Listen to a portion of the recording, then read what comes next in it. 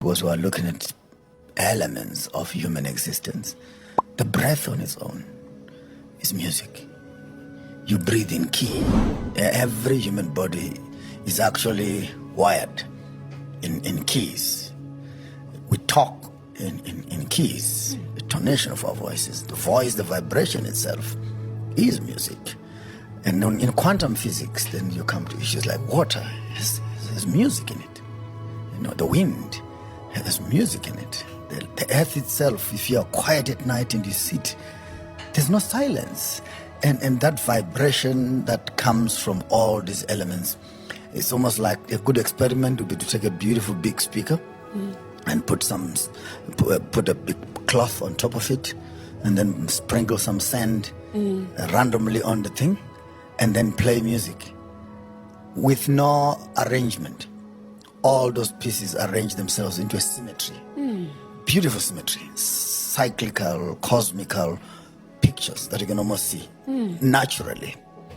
And if this is happening on a physical element that is external, the question is, when a person hears music, what happens to the water in their body? What happens to their entire sand in their system? How does it align them in a certain way? Why do I emphasize the importance of our indigenous language?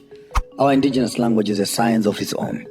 It contains the language, the words for the trees, the words for the grass, the words for seasons, the words for stones.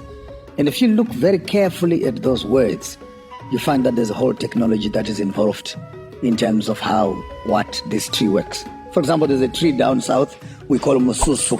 Mususu is a bitter herb tree sort of thing. And the stomach of a human being in the south, we call it susu. So there you have it. You have a tree that is standing here which the elders called mususu. And your gut is also called susu. Is it not interesting? That actually mususu is the medicine for the susu. And it is as good as connected just like that.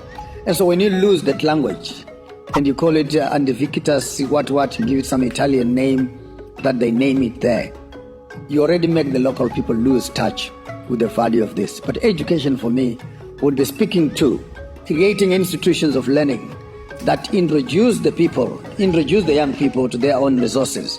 You don't go to school to study so that you can write a CV.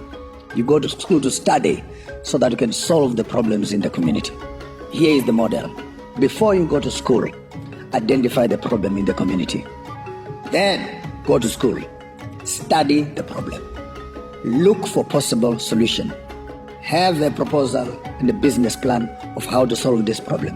When you graduate, go back into the community and solve that problem. And while you are solving problems, you have created a business and you can charge a premium for your solving the problems. But we don't have an education system like that.